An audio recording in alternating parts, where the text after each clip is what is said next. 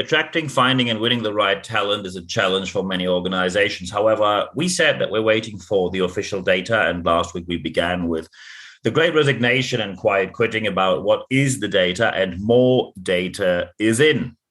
So we're going to talk about that and what do organizations do right at the moment, and where are, let's say, certain fields where you might improve in the future. So what do we find? We still find a record number of people quitting their jobs. However, we see that recruiting efforts are still pretty much the same. Some added a bit of a signing bonus, some changed the way slightly, but most people are still putting out job ads and then waiting for what's coming in. And while management and the executive often claim we are very open for a new path, often they immediately say, well, it shouldn't cost much, or it shouldn't cost anything at all, at least not more than what we tried before. Some organizations actually understood the signs of today's times. For example, Microsoft upping all salaries of all employees by 25% and doubling the budget for recruiting for a good reason. So well done, Microsoft. In the past, often Microsoft was criticized for not being on the frontier of doing changes the right way and early enough. So well done. That was a change process that was very successful on a global level. When you still think that the old path are going to get you anywhere, especially getting you better results, then you are clearly very wrong, and you are clearly in a position where you deny to change. I'm pretty straightforward with this because and I have to be very straightforward in these words, it gets pretty annoying to talk to executives about how they're expecting talent to approach their organization or how they expect young people to work for them, and then often refer to what they did back in the days. We all appreciate how you worked in the past. I entered the job market during a time of record unemployment where I accepted absolutely anything that my employer said. And still, I want to say my employers were great and brilliant, and I learned a lot. So thank you very much to them. However, this attitude is outdated, to say the least. Looking at the data we have right now, it has some shocking results right here, and we're going to look into it right now. McKinsey conducted a study. And often people say, is it representative? That is normally the first question of people who just don't want to hear what they have to change. And yes, it is. They asked 12,378 people. So that is definitely a group of people where you can say the results are representative. And here are the news. 40% 40% plan to leave their job within the next 6 months. We're not talking about the next year or so, or the next 2 years. We're talking about the next 6 months. So that's pretty much until a bit later than Christmas, beginning of the year, where you hopefully, or many of you will try to start a new year, kickoff events, etc. 40% plan to have a job change until then. And then, of course, when you break it down, you have people who are extremely likely, highly likely, somewhat likely. So when you break it down to people who may change their job or most likely will change their job, it's pretty much a 50-50 here.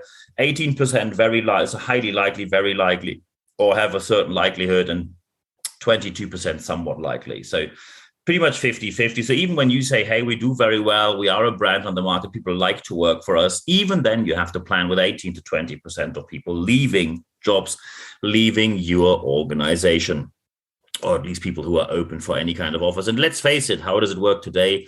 You simply say open for work on LinkedIn, and then you get results which end up in your inbox, and you can pick the one you want to have. The most interesting aspect here is not only what are the different focus areas, but which people consider important with their employer, but also that 65% do not get back or go back into the same industry in which they worked before. I see it in my circle of friends as well, former compliance manager, now switching to sustainable food, where you say, what do these two areas have in common? Well, there's a certain common ground, but let's face it, not that much. But organizations are now increasingly aware that you have to be open to re-qualify people, by the way, on your bill, not on their bill, because otherwise you will not find enough talent at all, or you have to offer them record sums of money. When you look into the report of the big consultancy firms now offering $30,000 to $40,000 signing bonus only for signing up, then you see how dire the need for talent is at the moment. Of course, there are certain industries that are affected more and others less. So, of course, hospitality and retail are affected way more. People are switching jobs deliberately to get the opportunity of work from home, work from anywhere. And we see that happening at absolutely any place. However, An interesting number here is 17% don't return to the workforce at all because they say, I'm not going back into employment. I simply offer myself either freelance on my terms or limited terms. Some of them, and quite a number of them, saying there's a certain share of the year where I will work, some as little as 6 months per year, because then they make enough money. And the other 6 months is whatever they want to do, but they do it right then. Only 35%, so a bit more than 1/3, stay in the industry in which they worked before. So no matter in which industry you are, you really have to take care. You are not in the position to say, well, we know our competitors, we know the people in the industry. That is not a relevant statement anymore because people are willing to change jobs very quickly. And even more importantly, when you now look at what is different, what are the aspects that are important for people? And of course, now when we span these statements across industries, there are different ranks for the top 10, which I'm going to mention right now. We're going to look at the top 10. Sometimes it's ranked number 4, number 6, or number 1. Please don't say that, oh, that is not relevant in our industry. It is. The only relevance is it number 1 or 3 or 7 or 2 or whatever else? So don't sit there and say, well, I heard this. Thank you very much, Niels Brabandt, but I don't believe in our industry it has any relevance. This is a representative study delivered by McKinsey, the number 1 consultancy firm in the world. So let's look at the top 10 and just write them down, because you don't have to care about what is the most important aspect or the second important aspect.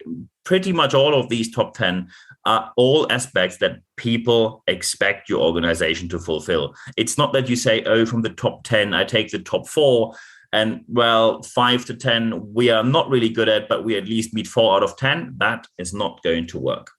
Number 1, and that is something which was very surprising because we didn't have that on number 1 for a very long time. Number 1 is payment. And that was a significant shock for many. And when you look into the interviews, why do people suddenly focus so much on payment? And of course, especially in today's times, you can probably derive why they do. They see a record inflation. I mean, in Switzerland here, we're pretty well off. It's 2.4%, roughly, sometimes 3%, while just an hour flight away or an hour and a half, you see the UK, which according to Financial Times, the next year is going to face in certain industries an inflation of up to 18%. Not even talking about prices on energy. So the payment becomes increasingly important. So when you're now sitting there and say, well, our industry isn't paying well, and that is well known, well, another aspect which will be well known is that you don't find talent then. So simply saying our industry doesn't pay well, you probably have to adapt pricing where you say that we have to move the brand a bit to charging more. And I can tell you, and this affects me, of course, as well. However, I don't want to complain about it. I'm in a very comfortable situation due to the situation in which I am. When I go out and I look at my local pub or my local where I go to, it not only has one switched from serving premium brands only, they simply say we have other brands as well, because some people say, I don't want to stop going out because I don't have the budget or the money. They don't want to exclude people based on only serving premium brands, either if it's food or drinks. So they offered now different brands at different pricing. Others simply said, we have higher costs for talent now, so we simply had to raise the prices. And some of these raises were, and I just give you one number, and of course that number is not a number which is representative for any industry. It's just my personal, it's called the Vodka Red Bull Index. When I go out on a Saturday night, and I drink vodka Red Bull, which probably before in the UK cost me £6 to £7, hovering now between £10 to £12, because people have to pay more for talent. I'm happy to pay that.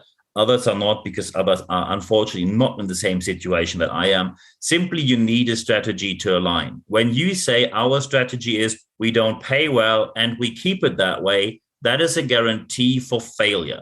Any manager and any executive who aims for that will either only have very temporary staff, which only works for you for a couple of weeks or months, which means you pretend that you still have the same payment. However, your record recruiting costs will bring down your profit. So number 1, the payment, followed directly by number 2, the meaningfulness of work, the so-called purpose.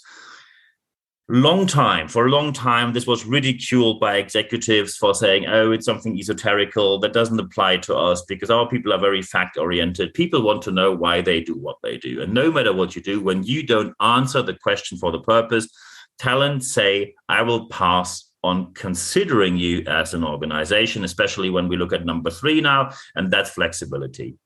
Some organizations now took some significant steps, and I say, thank you very much. Well done, you.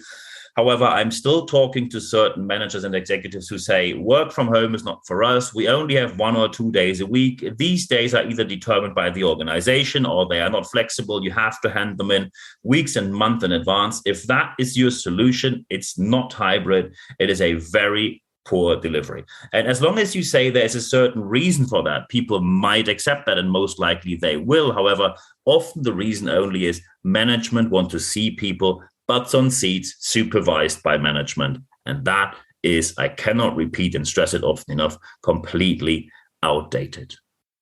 So number 1, 2, and 3, payment, purpose, and flexibility. So I think that's already a lot where many organizations have to do a lot of homework. And when we continue going down the line, support and well-being on number 4, what about mental health? And no, it's not the mental health webinar that you purchased for 49 euros that is going to help anyone. What is the professional offer you're making for physical and mental well-being at work?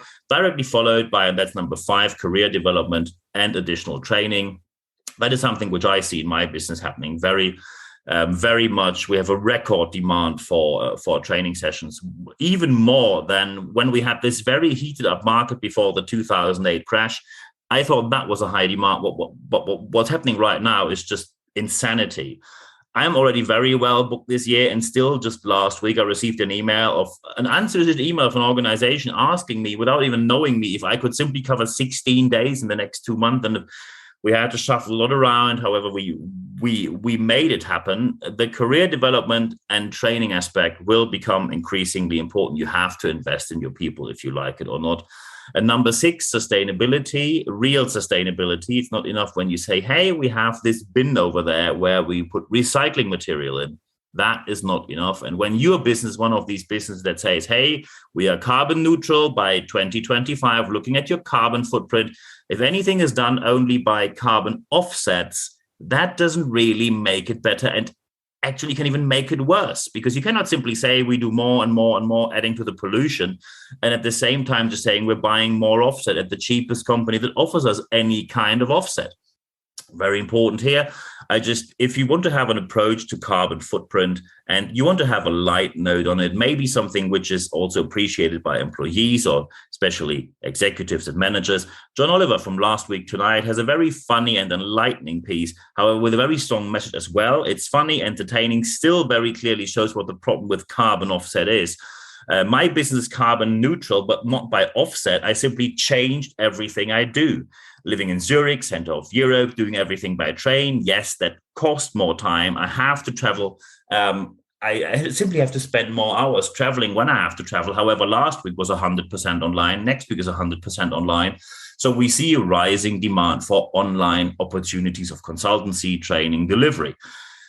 Sustainability is an important aspect, and people care if you're serious about it. Any kind of wrongdoing here will very quickly be uncovered by people, and people will get that you are not really serious about it. So don't go down that road. Let's stick to the last aspects we have. Number 7, geography and travel demands. So when you are in a location where you simply said, oh, there aren't many jobs in that region, which back in the days could have been an advantage because people had to work for you. That is over now.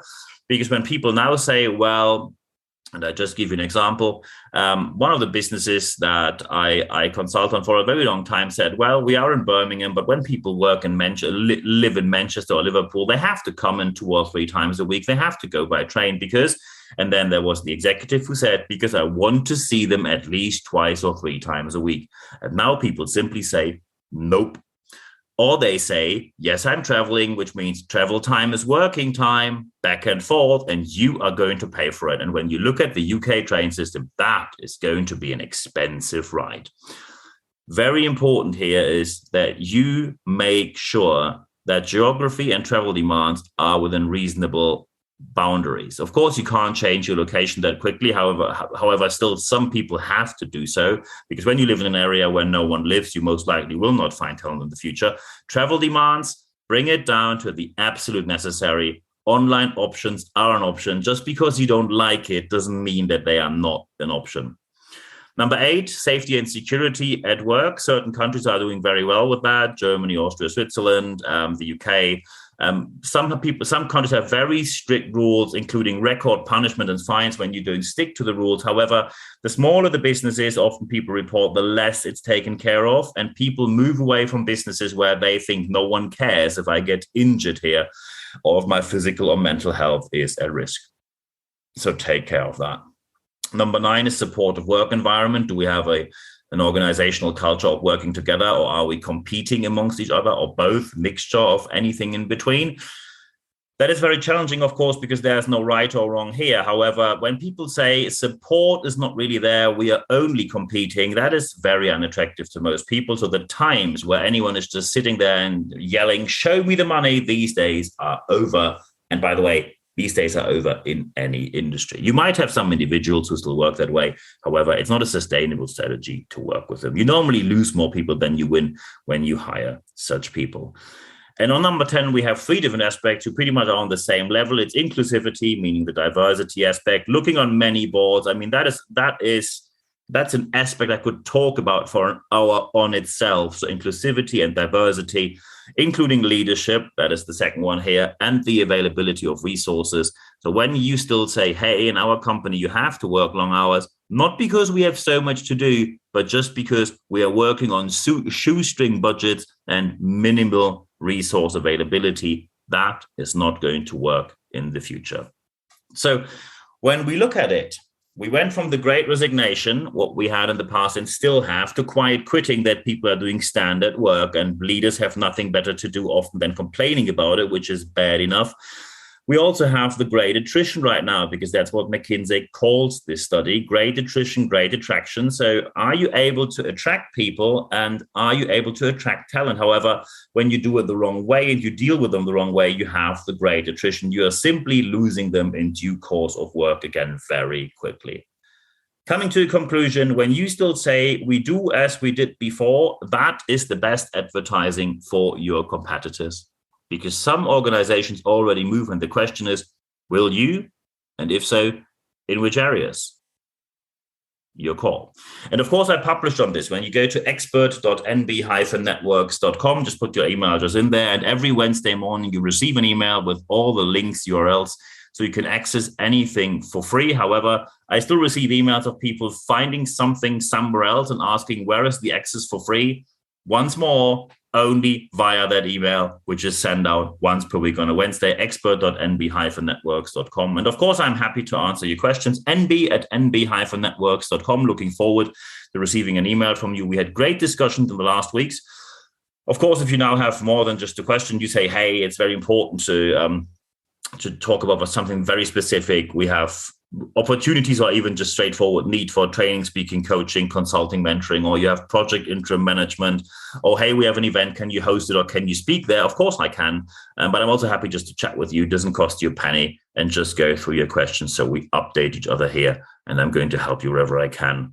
nb@nb-networks.com, because now it is very important that you apply what you heard in this podcast, because you will only see the change that you want to see happening in your organization when you apply what you heard, and not only take notes and then put them in the cupboard. So apply as much as you can, as quickly as you can, because the challenge and the competition for talent is getting more challenging by the minute. I wish you all the best implementing what you heard in your organization. Always happy to help you doing so. And for this week, there's only one thing for me left to say. Thank you very much for your time.